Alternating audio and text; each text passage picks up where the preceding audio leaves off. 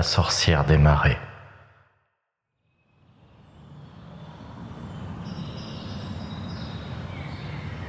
L'été était enfin revenu. Il avait emménagé dans la région il y a quelques mois avec sa fiancée et, suite à l'annonce de sa grossesse, ils avaient loué une maison à la campagne. Il profita des premiers rayons du soleil en ce samedi matin pour sortir et se balader avec son chien. Il passa devant un bâtiment abandonné sur 2 étages. L'empreinte du temps et le manque d'entretien donnaient à ce lieu un aspect des plus lugubres. Et même si la porte avait été condamnée par 2 planches de bois, il aurait été facile de se faufiler à l'intérieur. Depuis son arrivée, cet endroit lui donnait la chair de poule. Il se sentait mal à l'aise dès qu'il passait devant.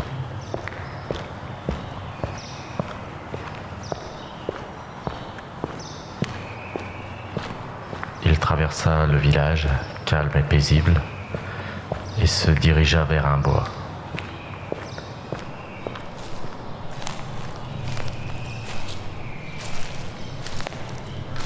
Il continua d'avancer, son chien marchant à côté de lui, piétinant les feuilles encore humides de la rosée du matin, et arriva sur un petit chemin longeant un marais.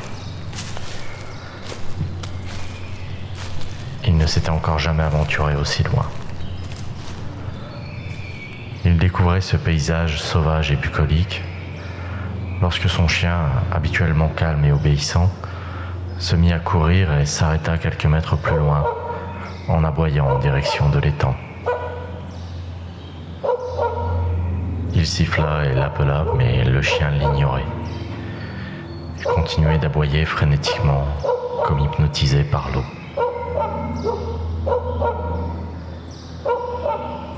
Le voyant se rapprocher de plus en plus du rebord, il finit par attraper son collier et le ramena sur le chemin.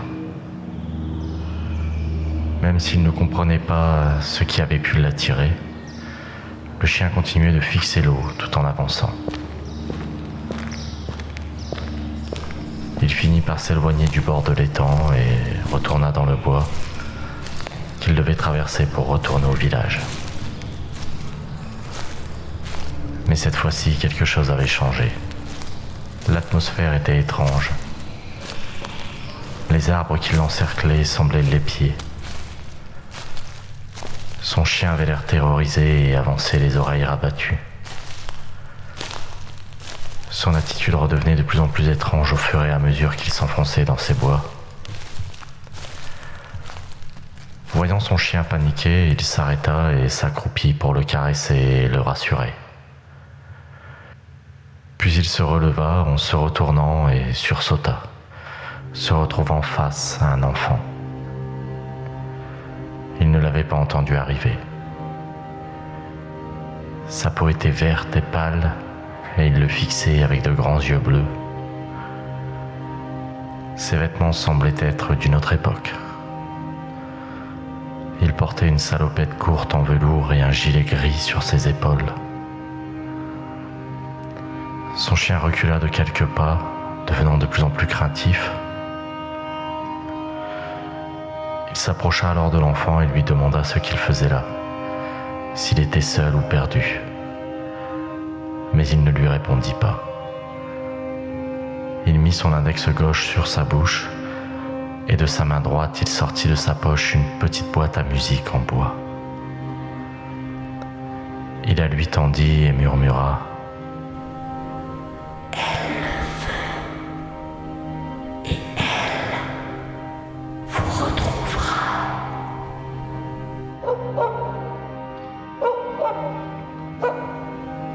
Il se retourna vers son chien qui venait d'aboyer et quand il retourna la tête, le petit garçon avait disparu. Il ne restait que la boîte à musique sur le sol. Il la ramassa et tourna lentement la manivelle.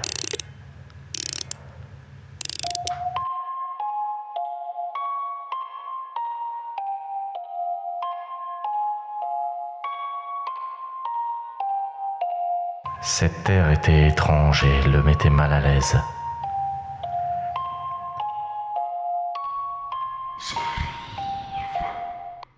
Il arrêta aussitôt et regarda autour de lui, se demandant d'où venait cette voix. Mais il était seul dans ce bois, au milieu de ces arbres immenses qui semblaient l'engloutir. Il appela son chien et s'en alla rapidement. Il voulait quitter cet endroit le plus vite possible.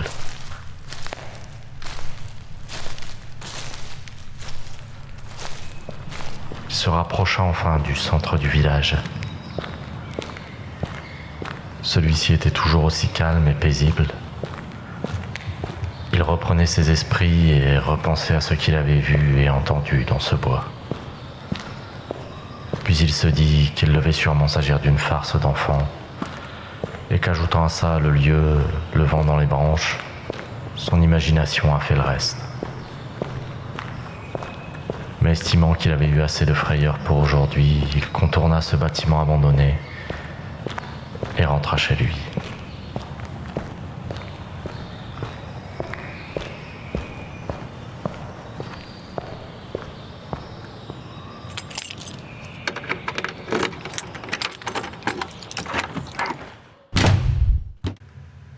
Il entendit la voix de sa fiancée qu'il rejoignit dans la cuisine où elle prenait son petit déjeuner et lui demanda si elle avait bien dormi. Elle lui répondit que non. Elle avait fait beaucoup de cauchemars. L'accouchement étant prévu dans 1 mois, cela était probablement dû au stress. Il la prit dans ses bras, lui dit de ne pas s'inquiéter et lui demanda si elle voulait lui raconter son cauchemar. Elle n'eut pas le temps de lui répondre que l'on frappa à la porte.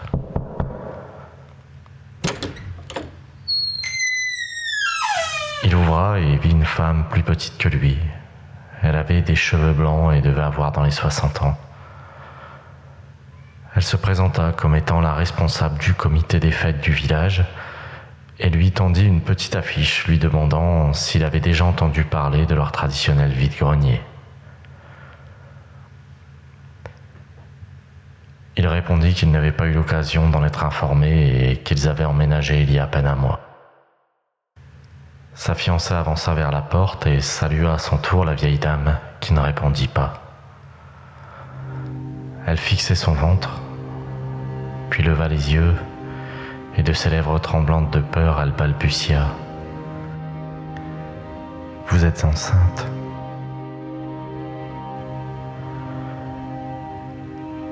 Le jeune couple se sentit gêné face à cette réaction. Puis la vieille dame sembla confuse et s'excusa et ajouta qu'elle espérait les revoir avant de partir précipitamment.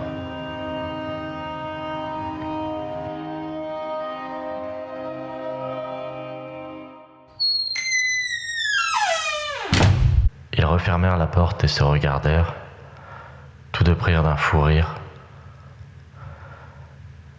Sa conjointe retourna dans la cuisine en disant qu'il s'agissait sûrement d'une vieille superstition. Il la suivit, regardant le flyer, et ajouta qu'il devrait y aller. Après tout, ils aimaient chiner de temps en temps. Il retira sa veste avant de s'asseoir en face d'elle et fit tomber la vieille boîte à musique qu'il avait eue dans les bois. Cette histoire lui était complètement sortie de la tête. Il la ramassa et tourna la manivelle en souriant.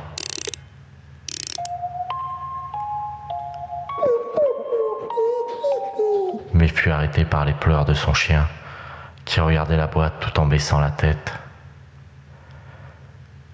Il leva les yeux et vit que sa fiancée la regardait également, partagée entre la surprise et la peur.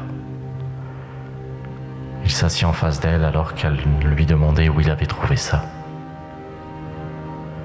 Il sourit mais n'eut pas le temps de lui répondre qu'elle lui raconta son cauchemar, dans lequel elle avait entendu cette musique et vu un petit garçon lui tendre cette boîte. Il tenta alors de cacher sa stupéfaction. Il ne voulait pas l'inquiéter et lui dit juste qu'il avait trouvé l'objet par terre en se promenant. Ça ne devait être qu'une simple coïncidence. Il se leva et jeta la boîte à la poubelle, avant de prendre sa conjointe dans ses bras pour la rassurer.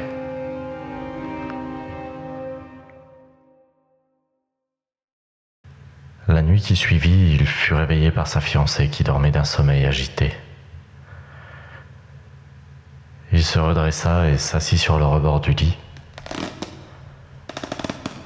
lorsqu'il entendit les marches de l'escalier craquer. Il se leva d'un bond, sortit de la chambre et vit une étrange forme. Une personne recroquevillée sur elle-même dans la pénombre en bas de l'escalier. Il fit un pas en arrière et alluma la lumière, mais l'endroit était vide. Voulant en avoir le cœur net, il descendit pour voir si quelqu'un était dans la maison. Il passa à la cuisine, dans laquelle son chien était allongé, tremblant de peur. Puis il entra dans le salon et cette musique résonna dans toute la pièce. C'est alors qu'il vit, posée sur la table, la boîte à musique qu'il avait pourtant jetée l'après-midi. Il la regardait tourner comme hypnotisé et sentit une main fine aux longs ongles crochus se poser sur son épaule. Il leva les yeux et vit dans le reflet d'une fenêtre que derrière lui se tenait une femme nue d'une maigreur squelettique. Sa peau épaisse et humide, pleine de verrues, avait un teint verdâtre semblable à celle d'un crapaud. Une eau sombre dégoulinait de ses longs cheveux blancs sur tout son corps. Elle semblait dépourvue de lèvres et son nez était long et crochu.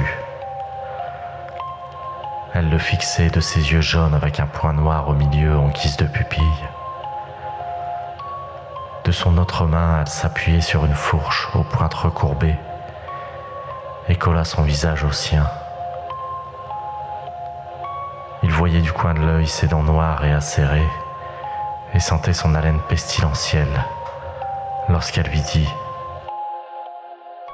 C'est cette boîte qui m'a amené ici. Je le prendrai comme les autres. Je les ai tous pris. »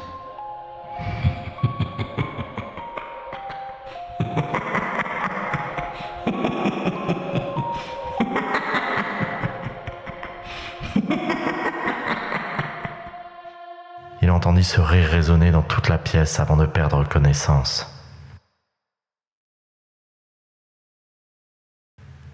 Il sentit une main le pousser. Il ouvrit les yeux lentement, aveuglé par la lumière du soleil levant, et vit sa fiancée au-dessus de lui, lui demandant ce qui s'était passé et pourquoi il était allongé sur le sol. Il se redressa, ne sachant pas quoi leur répondre. Lui-même ne croyait pas à ce qu'il avait vécu. Il tenta de s'expliquer, mais sa conjointe, qui le regardait froidement, penchée au-dessus de lui, fit demi-tour et alla dans la cuisine.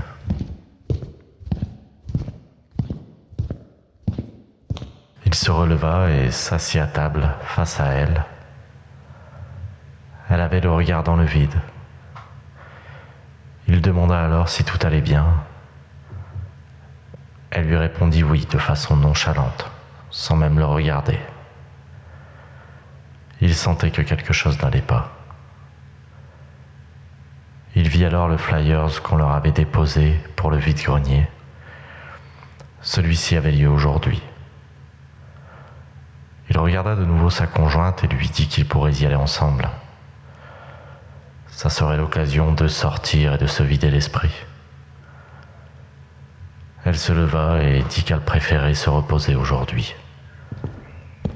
Elle fit demi-tour et se dirigea vers les escaliers pour se rendre dans sa chambre, puis s'arrêta et demanda sans se retourner à ce que l'on ne vienne pas la déranger, et ajouta qu'elle était exténuée.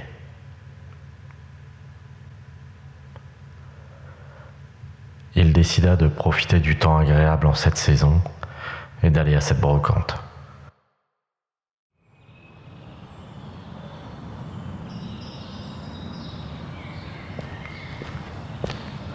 Il descendit donc vers le centre du village et passa une nouvelle fois devant ce bâtiment lugubre et abandonné, devant lequel des exposants le fixaient d'une étrange façon. Il continua son chemin, se sentant mal à l'aise, alors que les habitants le dévisageaient de manière hostile.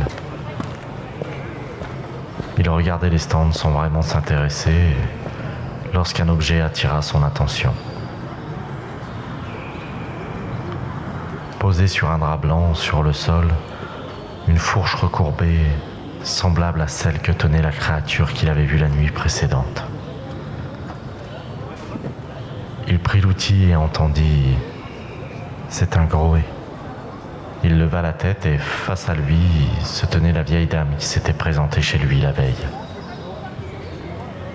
Il la regarda d'un air surpris et elle répéta que l'outil qu'il tenait dans la main s'appelait un groé. Il sourit, le reposa et lui dit qu'il n'en avait jamais vu. Il lui demanda à quoi cela servait. En retour, elle lui demanda s'il était sûr de n'en avoir jamais vu. Puis elle soupira et lui dit de le suivre.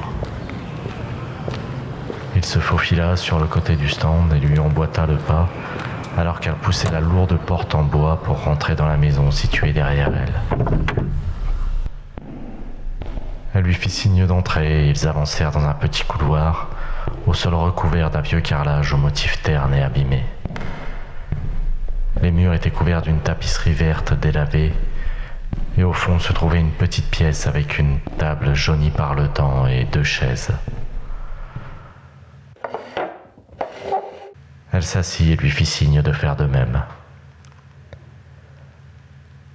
Elle le regarda dans les yeux et lui dit qu'elle savait qu'il l'avait vu et que tout le monde ici le savait. Il demanda de quoi parlait-elle et c'est alors qu'elle lui raconta qu'une sorcière hantait les marais depuis toujours. Elle attire les enfants au plus près d'elle avant de les attraper avec son groé et de les entraîner au fond des marais. Au fil des années, chaque habitant savait que s'il restait, il devait accepter de perdre un enfant. C'était un tribut qu'il devait verser. Il l'interrompit et se leva en disant qu'il perdait son temps, qu'il ne croyait pas en ce genre d'histoire. Elle lui parla alors de ce bâtiment abandonné qui lui faisait si peur et lui dit qu'il s'agissait de l'ancienne école. Puis elle ajouta « À quoi bon avoir une école s'il n'y a plus d'enfants ?»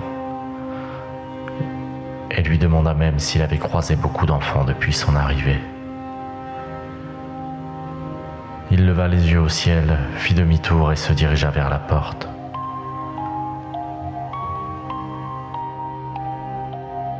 Lorsqu'il entendit cette musique, il se retourna et vit au milieu de la pièce la vieille dame, les larmes aux yeux, tenant dans ses mains cette boîte à musique. Elle lui dit que cet objet appartenait à son jeune frère, que la sorcière avait emporté il y a presque 60 ans. Il s'arrêta un instant, puis repartit, refusant de croire en ce genre d'histoire.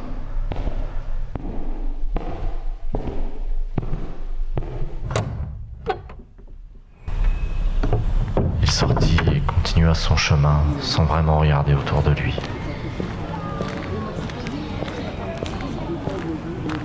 Il repensa à cette rencontre, essayant de se convaincre qu'il ne s'agissait que de vieilles superstitions.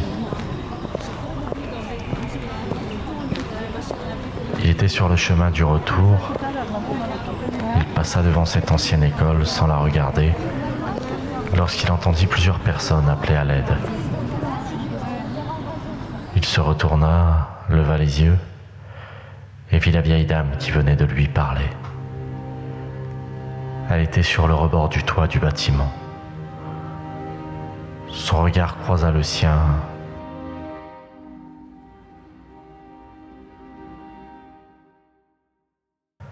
Et elle sourit avant de sauter. Son corps s'écrasa sur le sol dans une mare de sang.